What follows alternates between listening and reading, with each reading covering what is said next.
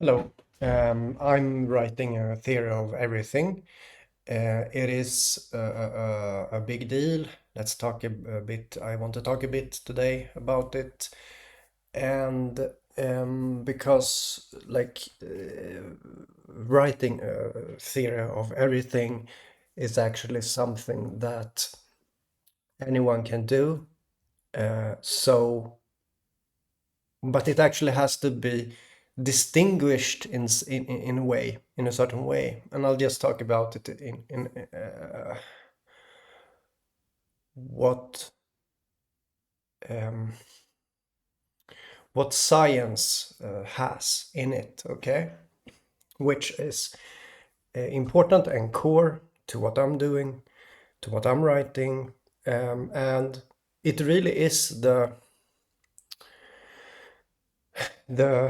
the edge between the limit between um, what is sane and what is not sane here. So, like, a theory has to be elegant. And, like, in its inner core, it has to be simple. Like, this is how it is. And this is what I'm writing. It is like I discovered the inner workings of like what I'm doing and the theory.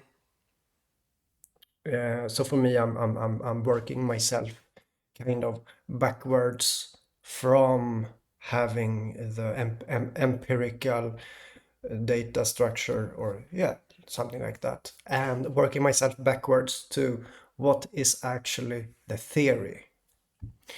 And it's done, and what it has is elegance. And this is what needs to be there. It needs to be elegant. Anyhow, why am I doing this video today? I'm doing this video because um, at the time of writing this book here, I wrote this one here, and it has some really funny coincidences, funny facts. Like, how can it be like this? How can it be? So this is the book about the philosopher's stone. It is it is interesting in the way that it is. You can see it as like, oh, this is a funny coincidence. But the idea of a funny coincidence doesn't really explain the elegance. Okay? So this book leaves the question how and why. Like, why? And with these questions, how and why, I mean, this is what I realized today, that this, like, it answers the question of how and why, and why, meanwhile, having this elegance in the solution, or in the theory, which I will explain, like, when it's done. I'm still writing the book. So the good thing about this is that, like, at the time of writing this book, oh, at the time of writing this book, I didn't say that, okay, um, I didn't, like, say, hey guys, um, I think you should, like, I didn't say that you should uh,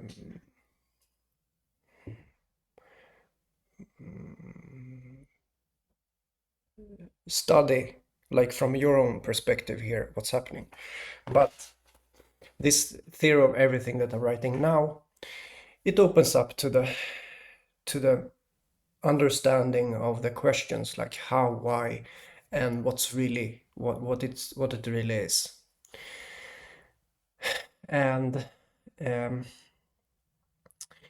this enables anyone to write, to really know what it is, to really know what I wrote in this book. Like I noticed that okay, the philosopher's stone has to do with this, and in a way, if this is truly a theory of everything, it is something that is simple and elegant.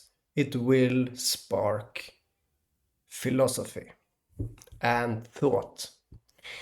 So this means that it will spark new genres of application, like applicate what does it mean for a certain thing, like for a certain subject. And this is something that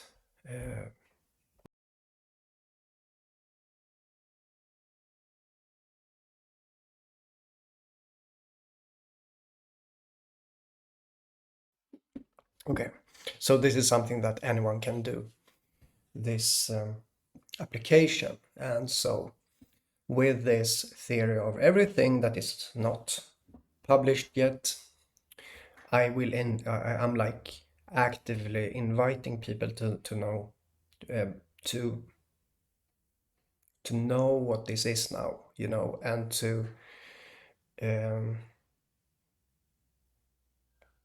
to make their own applications of it. So, and that's like, it's still just a mystery because I didn't tell you those questions, like how, what, which will cement the structure completely. And also bear in mind that what I'm attempting to unravel here is, I mean, it's great. It has great consequences, because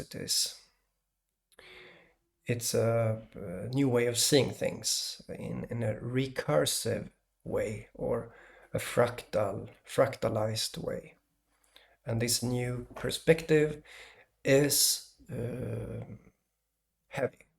Like, it is simple, it is elegant, so it is robust and strong in its own, like that's what I'm writing, but it is tough for the mind at the same time, which means that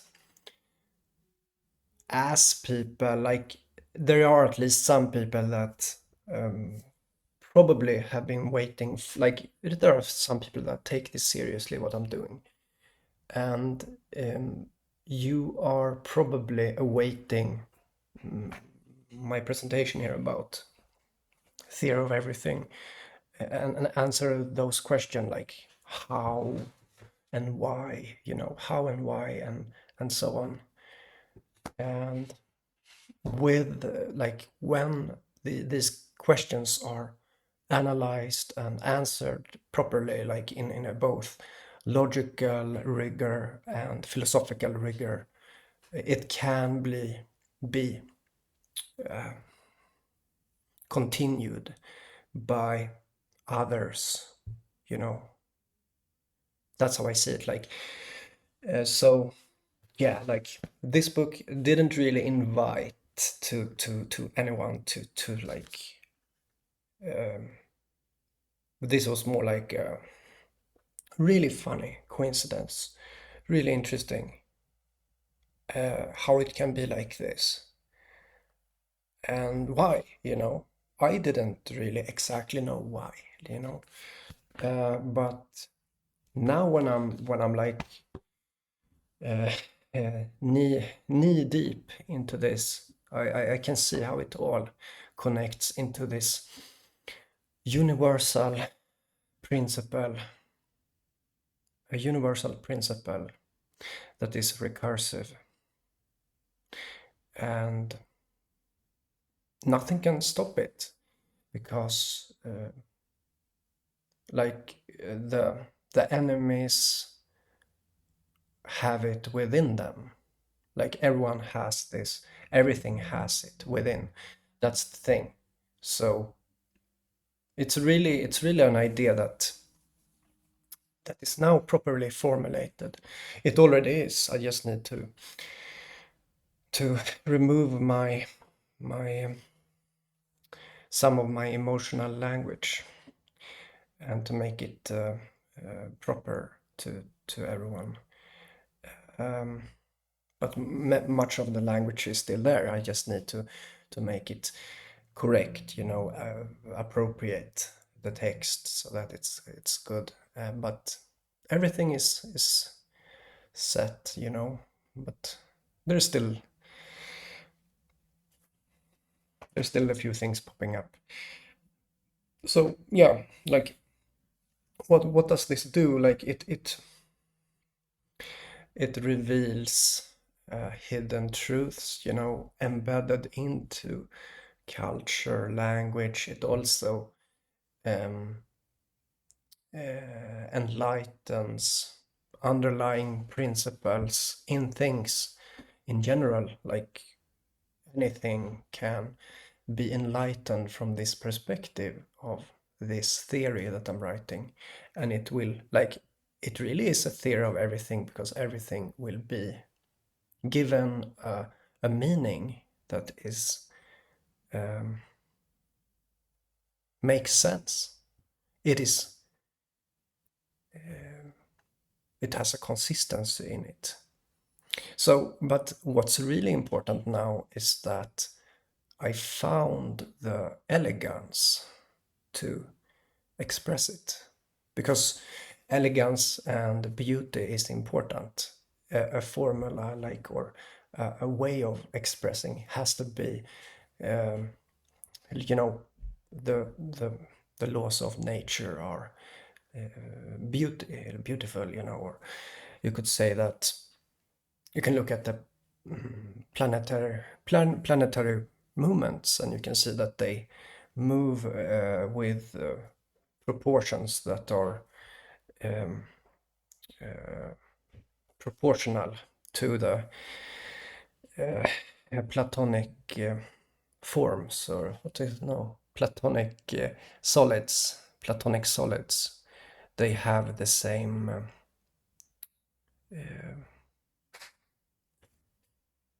and the relationship between the planetary or orbits are like the planetary platonic solids. And so there you see an example of elegance. You also see example of elegance in the heliocentric model of planets orbiting the sun instead of going like spirals around Earth. You have something perfectly circular. It is elegant. So elegance is core to science, and I need to have it because otherwise it is not valid. So even I mean there is a validity in this no matter what, but it needs to know that I have the finger on the pulse, on what I'm actually working with here. I need to find the hidden elegance. Okay, so now when that's found, and when I'm done writing it, it enables anyone to know these questions like how and why and what, maybe. But why is a really interesting question. Why is it like this? And I'll just keep everything. I'll not say why now, but there is a why and there is a how and there is a recursiveness of a principle that is inescapable, and it is within everyone, and it is the owner of meaning, is what I call it. So it owns meaning and meaningfulness. It will, but yeah, I don't know what to say.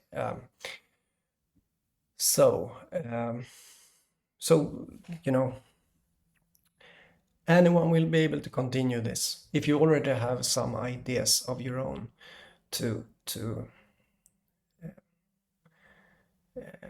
go in a certain direction, you know, because I know some of you people are, you know, that there is a truth in this what I'm doing, and you maybe, as I said, you're waiting for that uh, theory of everything, and so if you are thinking of writing something, you can already start, because once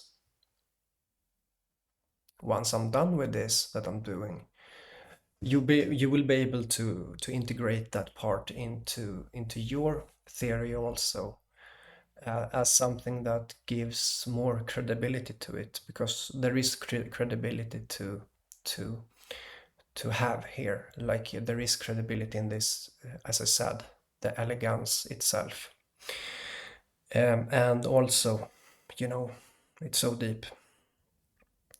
So, but I'm focusing on philosophy and linguistics, and all subjects, tying all of them together with this principle, like physics, mathematics, chemistry, the Bible also ties in, and much more. So, but you could always take one of these subjects and make it into a great amount of books, you know, or a great amount of knowledge. That would be really interesting, because the underlying principle, if it exists, you know, let's assume that there exists an underlying principle. If it wouldn't be any underlying principle, then why would you even search for a theory of everything? You wouldn't. There has to be an underlying principle if you believe in a theory of everything. So, um, like, you could write about anything, like trees. You could write about cooking. I don't know, you know. What I mean is that it is everywhere. It is so overrepresented, this principle. So, but maybe you don't like. There are very few of you here that actually know what I'm talking about here right now, because I haven't talked so much about it. But there will be a time when like I will soon, like eventually. Um,